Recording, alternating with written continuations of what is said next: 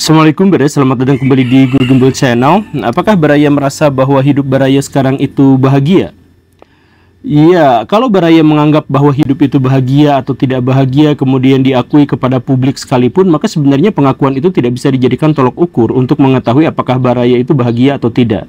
Kenapa? Ya, karena istilah kebahagiaan itu adalah istilah yang benar-benar hanya bisa dirasakan secara individu oleh seseorang gitu. Tidak bisa ditakar oleh orang lain. Hanya gara-gara dia terlihat senyum terus, hanya gara-gara dia terlihat bergelimang harta dan rumah tangganya selalu baik-baik saja, jauh dari terpaan isu dan sebagainya, tidak menunjukkan bahwa dia itu adalah seorang yang bahagia. Begitupun hal yang sebaliknya. Nah, bahkan bukan hanya soal pengakuan dalam hal ini yang tidak bisa kita terima untuk menakar kebahagiaan seseorang. Para ilmuwan sampai sejauh ini juga tidak bisa menjelaskan secara konklusif apa yang dimaksud dengan kebahagiaan. Itu sepenuhnya terlalu subjektif dan melibatkan terlalu banyak variabel. Meskipun demikian, hal yang sebaliknya yaitu penderitaan itu bisa ditakar sama orang lain. Jadi kalau kebahagiaan tidak bisa ditakar sama orang lain, tetapi kalau penderitaan itu bisa ditakar. Dan karena itu maka saya ajak Baraya di video ini untuk sama-sama menyelami tentang diri kita sendiri, apakah diri kita itu termasuk orang yang menderita atau tidak. Dan ini juga bisa berlaku untuk orang lain. Baraya di sini bisa menakar bukan untuk menjadi psikiater dadakan gitu ya, untuk mendiagnosis orang lain, bukan, tetapi untuk bersosialisasi lebih baik. Apakah teman-teman kita, apakah saudara kita, kerabat kita, atau bahkan diri kita sendiri termasuk orang yang hidup dalam penderitaan. Kita akan mengungkap itu dengan beberapa ciri-ciri yang bisa ditemukan dalam kehidupan sosial. Simak videonya, yuk kita bahas.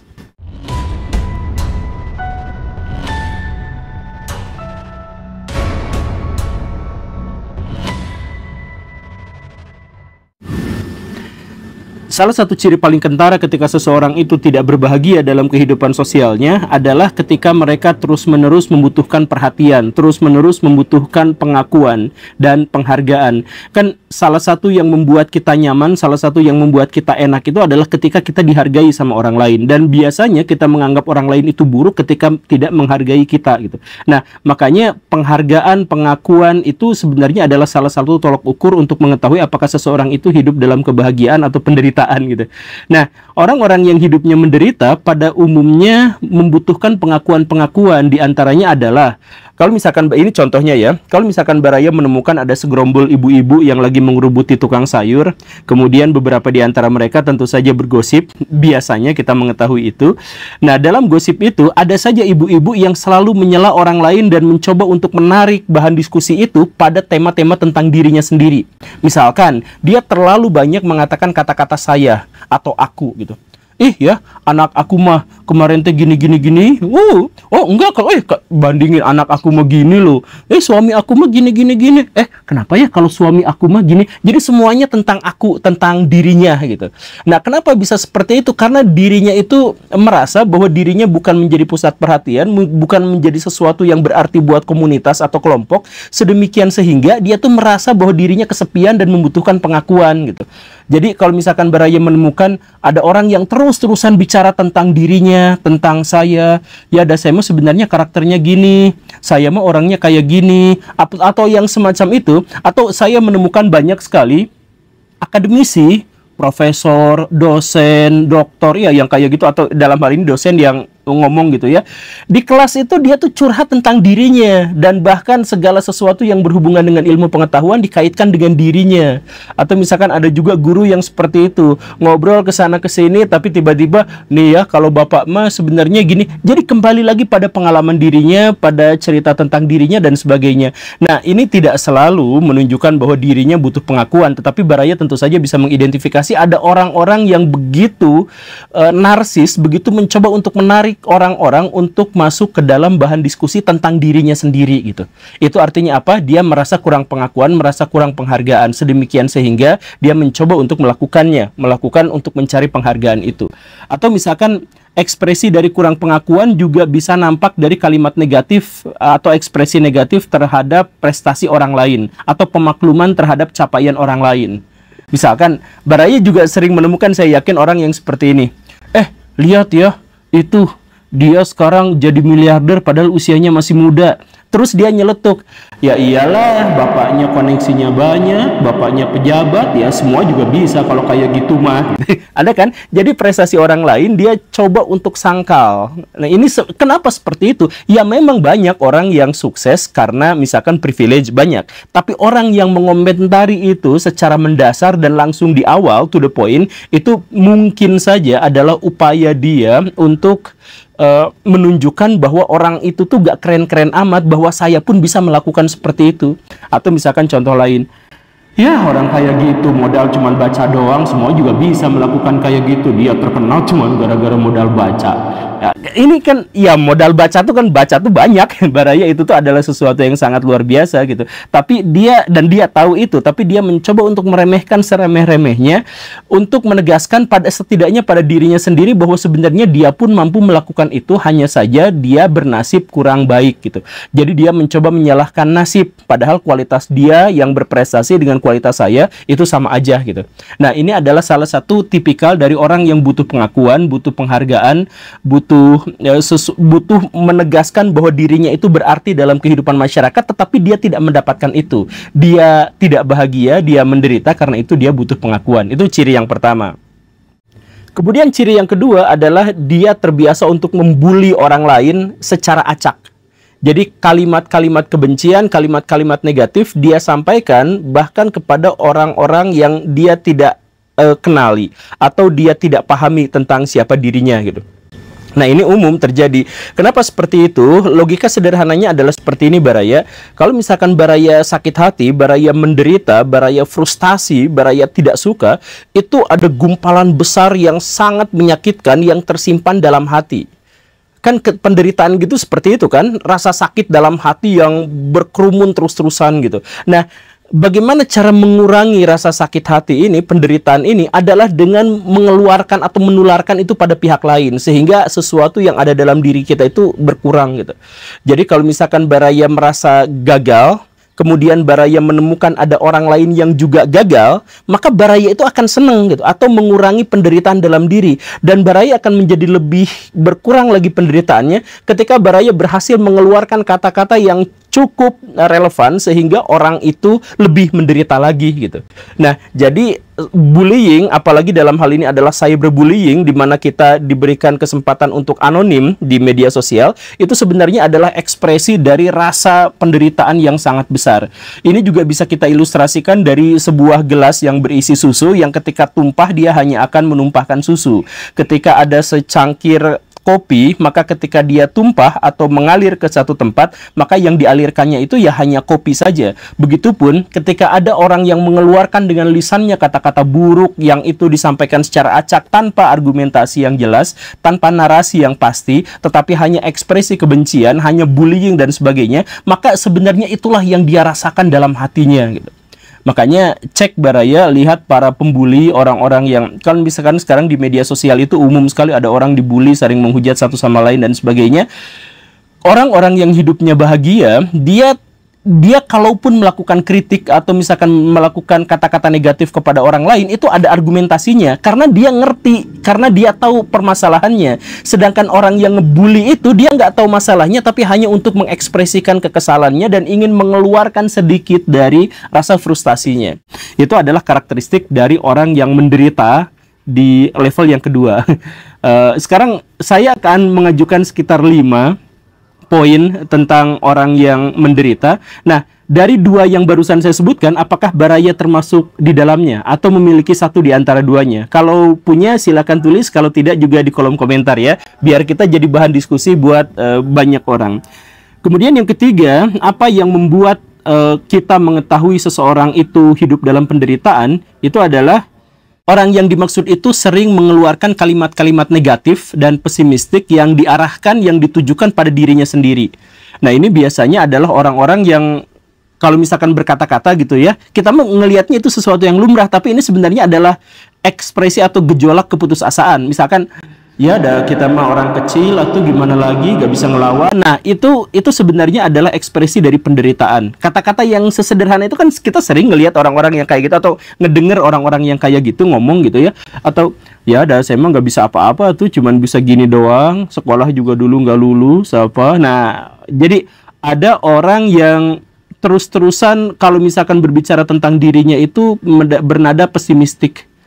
Ya besok gimana ya, saya bisa makan atau enggak saya juga nggak tahu, orang saya nggak bisa apa-apa, kerja juga nggak ditolak terus.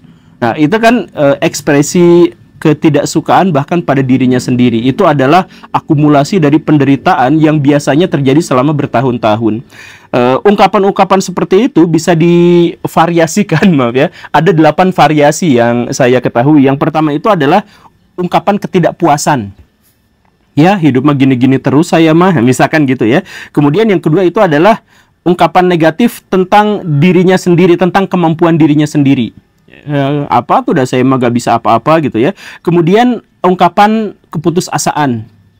Itu ya. Tidak ada lagi harapan ke depan. Wah, saya mah udah gak ada harapan lah, udah selesai gitu ya.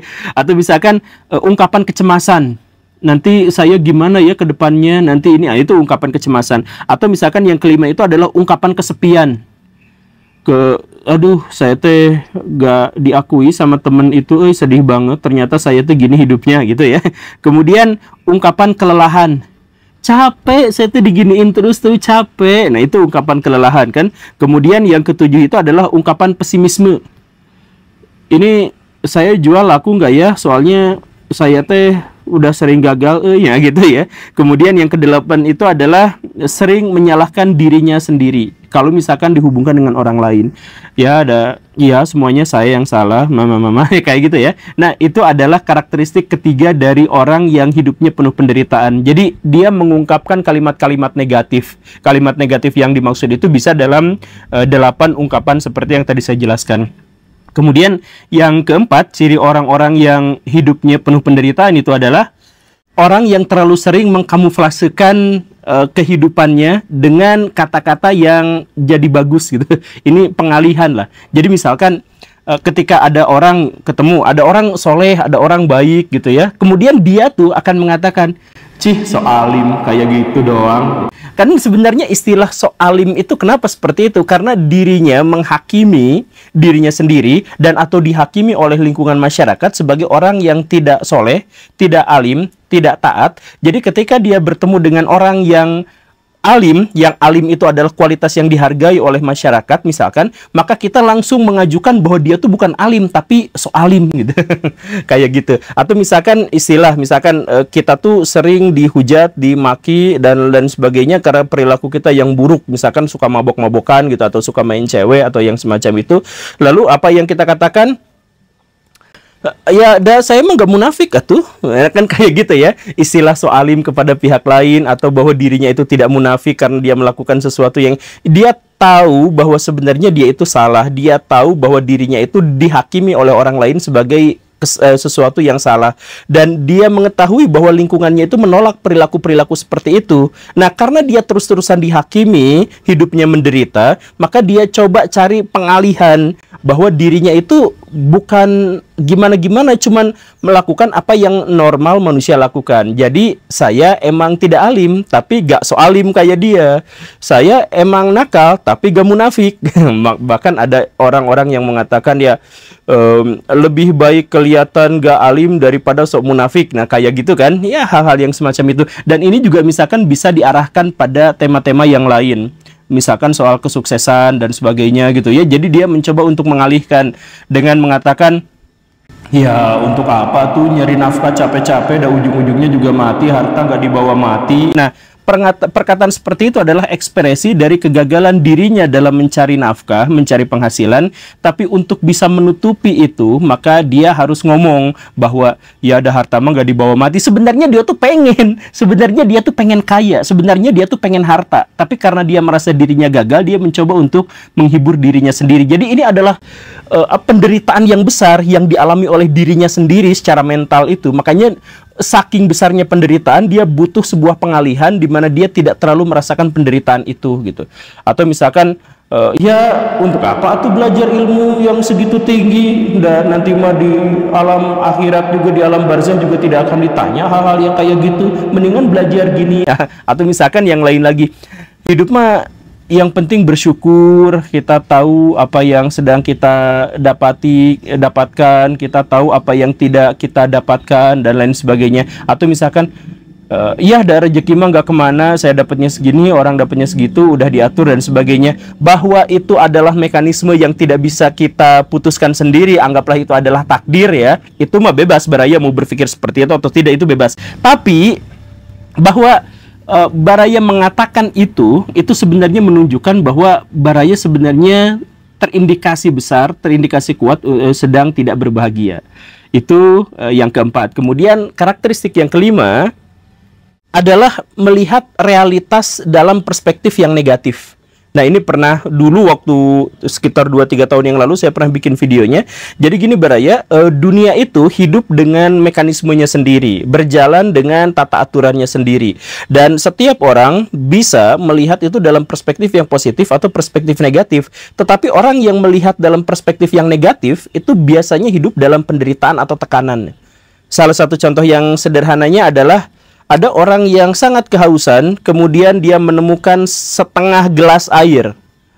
Faktanya, realitasnya adalah setengah gelas air yang bisa dia minum. Tapi orang yang optimistik dan hidupnya dalam kelapangan, dia akan mengatakan, alhamdulillah masih ada setengah gelas. Sedangkan yang hidupnya dalam penderitaan akan mengatakan, ya tinggal setengah gelas gitu. Sama-sama setengah gelas, tapi yang satu mengatakan bahwa ini masih setengah gelas, yang satu lagi mengatakan bahwa tinggal setengah gelas gitu. Dan ini juga bisa kita lihat dari bagaimana dia melihat orang lain gitu. Ketika orang lain sukses dengan misalkan sebagai artis sukses gitu ya, maka orang yang positive thinking, orang yang hidupnya bahagia akan berpikir, wah luar biasa, dia adalah seorang artis yang terkemuka, dia jago dalam menghibur orang lain, cocok lah gitu kan. Tapi orang yang berpikir negatif, alah nyari duit dari cara yang seperti itu, nggak malu apa dia merusak generasi muda bla bla bla bla, ya misalkan seperti itu gitu ya. Atau misalkan tiktokers, youtuber, ada yang mengatakan, wah dia mah cuma cari cuan doang, gini. Nah itu bisa menunjukkan bahwa dirinya sebenarnya sedang hidup dalam penderitaan gitu kan. Misalkan yang lain yang positive thinking bisa berarti adalah dia ekspresi kebahagiaan, dia akan melihat, wah YouTuber ini sukses ya, hebat. Saya mau lihat bagaimana saya bisa meniru kesuksesan dia. Kayaknya ini bisa jadi referensi nih, kayaknya ini bisa jadi inspirasi dan sebagainya. Jadi ada sesuatu, kemudian dia melihat dalam kacamata positif dan kacamata negatif, sebenarnya menunjukkan apa yang terjadi dalam dirinya. Ketika dia penuh keputusasaan, penuh penderitaan, kegagalan, maka dia secara otomatis atau secara terbiasa akan melihat realitas yang ada juga adalah alat untuk mendukung kegagalannya. Dan bahwa realitas itulah yang mendukung, yang membuat dirinya menjadi gagal gitu. Oke, Baraya itu saja ya, itu 5, dan Baraya bisa cek ini di sumber-sumber yang terkemuka, dan Baraya juga bisa ngobrol sama psikiater. Ya tentu saja sekali lagi ya, video ini bukan untuk membuat kita mengidentifikasi diri dan orang lain untuk bahagia atau tidak, tetapi silahkan pertimbangkan itu, kemudian Baraya cek sumbernya, cek tentang apakah saya memang seperti itu atau tidak. Terima kasih karena sudah menyimak, saya Guru Gembul, Assalamualaikum warahmatullahi wabarakatuh.